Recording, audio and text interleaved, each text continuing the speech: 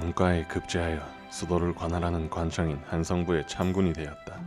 한성부에서 여러 직책을 역임하며 실력을 인정받았지만 확실한 진급을 위해서는 더 막중한 임무를 해야 했기에 팔도에서 가장 척박한 땅인 한경도로 가야만 했다.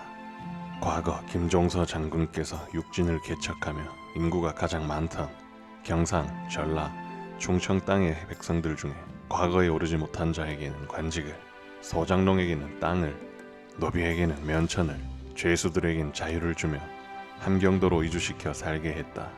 그들의 출신 때문에 사람들은 함경도를 차별했고 여진족의 진입이 잦았기에 동기들은 함경도의 임관을 꺼려했다. 병마평사로 임명되어 함경북도 병마절도사 한극함 장군의 휘하에서 문부를 관장했다. 병마절도사와 함께 군사들을 훈련시키고 두만강과 육진을 순찰했고 여진의 침입에 대비하여 군사시설을 점검했다. 사실상 무관이나 다를 바 없었다. 여진은 틈틈이 국경을 넘어와 민가를 약탈하고 백성들을 잡아갔기에 국경지역은 항상 긴장감이 감돌았다.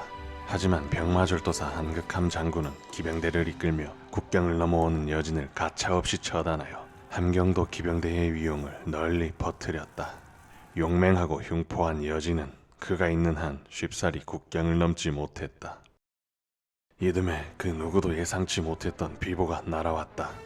수만에 이르는 왜군이 상륙하여 채 하루도 넘기기 전에 부산이 점령되고 경상도 전역이 왜군에 넘어갈 지경이었다.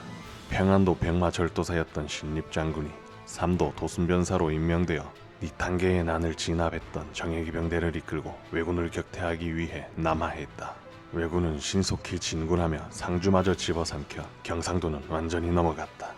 그들은 충주에서 신립장군이 이끄는 조선 최정예군과 대치했다. 하지만 신립장군은 당금대에 늪에서 힘 한 번 못 써보고 왜군의 제1군 사령관 고네시 유키나가에게 처참히 패배했다. 한극함 장군과 더불어 북방의 수호자였던 신립장군은 그곳에서 숨을 거두었다.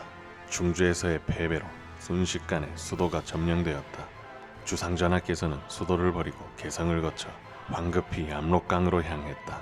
고니시 유키나가는 평양까지 점거했으나 접전을 펼치며 진군했기에 힘이 다한 듯 그곳에 머물렀지만 제2군 가토기요마사는 강원도를 유린하고 그 강렬한 기세를 몰아 북으로 밀고 왔다.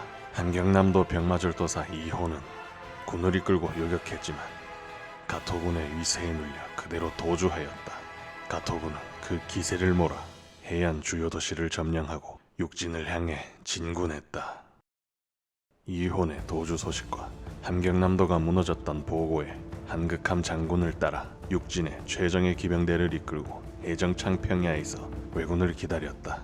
가토 기요마사의 선봉이 해정창에 다다르자 우린 평야를 쓸어버리듯 진격하여 기선을 제압하고 적을 소탕했고 도망치는 왜군을 보며 우리 군은 기세등등하였다. 조선에서의 첫 패배를 실감한 가토 기요마사는 다음날 신중히 공격을 가했다. 안개가 가득한 깊은 새벽, 조청병들의 이동엔 고요함이 가득했다. 갑자기 터져나온 함성과 종포 소리에 정비되지 못한 우리 군은 크게 패하여 수많은 사상자가 발생했고 병장기를 챙기지도 못한 채 모두 흩어졌다. 한극함 장군의 생사도 불분명하며 나를 지키던 병사들도 모두 죽었고 나 또한 종상을 입고 목숨을 부지하기 위해 발이 닿는 곳 어디든 도망쳐 정체를 숨기며 상황을 지켜봤다. 왜군의 진격을 저지할 함경도의 마지막 희망이던 최정예 북방 기병대가 패배하자 백성들은 희망을 잃었고 한극함 장군은 여진 땅으로 도망쳐 몸을 숨겼다가 그들에게 사로잡혀 가토 기요마사에게 넘겨졌다. 함경도 수호자와 그 장병들이 사라진 후 경성의 토호들과 육진의 수뇌부는 저항조차 하지 않고 그대로 가토 기요마사에게 머리를 숙였다. 그들 입장에서는 정예병이 패배하였는데 무슨 수로 싸울 것이며 어차피 함경도는 조정에서 소외된 지역이었기에 진급 자체가 어려웠고 일본에서 더 높은 관직을 주었기에 배신해서 손해볼 것이 없었다. 가토 기요마사는 국경에 인접한 여진의 용맹함을 들었기에 여진을 토벌하여 가토군의 위세를 만천하에 떨칠 생각이었다. 아무래도 여진을 압박한 조선 기병대를 왜군이 이겼으니 한수 아니 두 수 아래로 봤을 것이다. 예상과는 달리 여진의 기병대에 밀려 가토군은 처참히 패배하였고 오히려 여진의 진입을 유발했다. 이때 함경도는 그야말로 지옥이었다. 왜군은 민가를 약탈하고 저항하는 백성들을 죽였다. 항복한 순애들도 백성들을 핍박하긴 마찬가지였고 왜군을 쫓아온 여진도 백성들을 약탈하고 잡아갔다. 민심은 날이 갈수록 험악해져 갔다. 가토 기요마사는 조선인이 여진을 상대하도록 순애들에게 육진의 지배권을 맡겼다.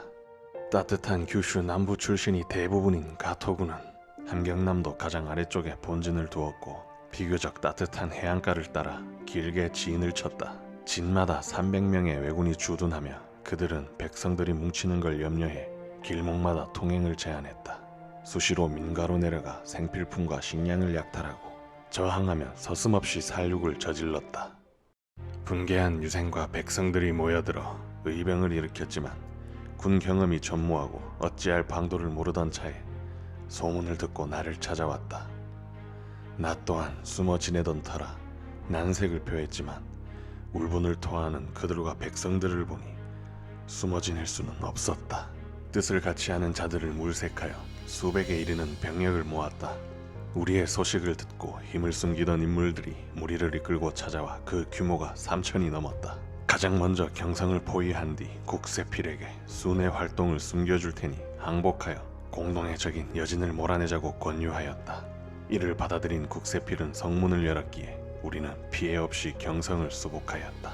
하지만 휘하의 의병장들은 국세필을 처단하여 기강을 잡아야 된다고 충언을 했고 난 고민할 수밖에 없었다. 결국 국세필과의 약속은 지키지 못했다. 국세필과 그 무리들을 참하여 효수하였고 더 이상 순애들을 참수하지 않으리라 선언하며 순애들의 항복을 촉구했다. 단 항복하지 않을 시 목숨은 보장할 수 없었다. 그 위압적인 모습에 순애들은 모두 항복하였고 마지막 육진 회령의 국경이는 그 지역 의병들이 회령을 점령하고 그를 포박하여 왔기에 우리는 육진을 모두 회복하고 난 28의 젊은 의병장으로 전국 팔도에 이름을 알렸다. 육진을 제압하고 가장 먼저 왜군의 간자들을 모조리 처단하여 가토 기요마사의 정보망을 차단했다.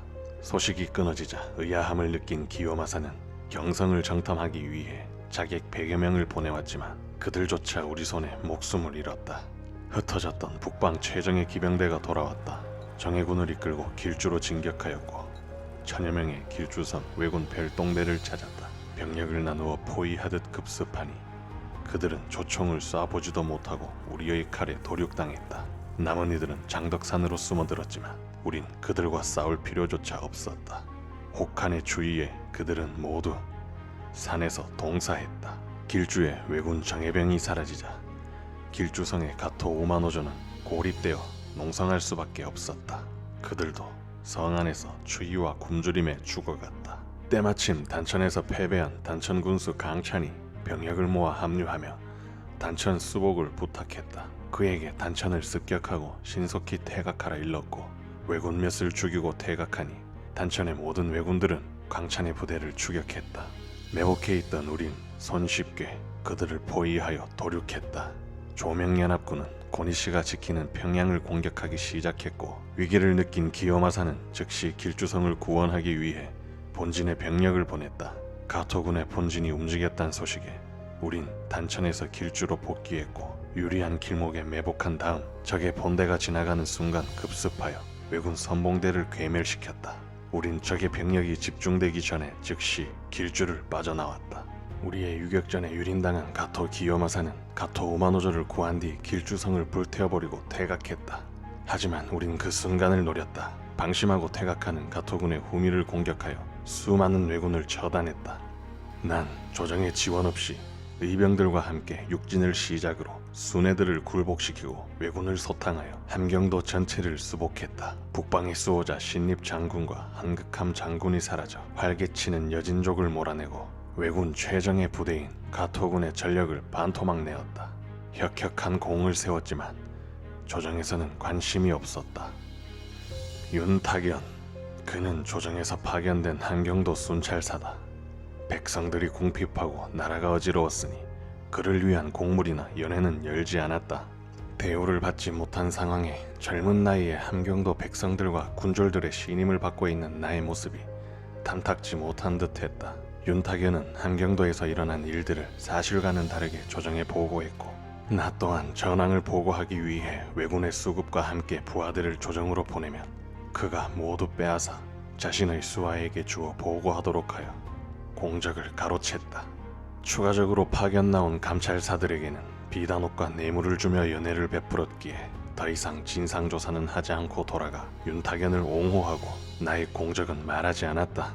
결과적으로 조정에서는 내가 수내 무리들과 국세피를 처단한 것밖에 몰랐다. 백성들은 그 간악한 가토 기요마사에게 지옥을 선사한 인물이 누구인지 다 알고 있었지만 조정 대신들만 눈과 귀를 막고 있었다. 단지 나의 바램은 북방 최정의 기병을 이끌고 강원, 경상 땅을 지나 부산 끝까지 밀고 내려가 우리 땅에 넘어온 외놈들을 모조리 도륙하는 것이었지만, 그 순간 비통하게도 길주 목사에 임명되면 난이 끝날 때까지 고작 길목이나 지키고 있어야 했다. 외란이 지나고 여러 벼슬을 전전하다 주상 전하께서 승하하시고 북인들의 횡포에 관직에서 내려와 정사에 관여하지 않았다. 왕의 폭정과 배륜적인 행동으로 인해 반정이 일어나 능양군께서 왕에 오르셨다. 반정의 성공과 함께 서인들이 권력을 잡으며 윤탁연의 비리와 거짓이 드러나 함경도를 수복했던 나의 공적이 인정되었다. 적적하고 초라하던 때에 감회가 새로웠다. 하늘을 바라보며 눈을 감으니 28 팩이 있는 의병장의 모습이 그려졌다. 백성들을 유린하는 외놈들을 처단하며 공포의 대상이던 젊은 정문부가 보였다.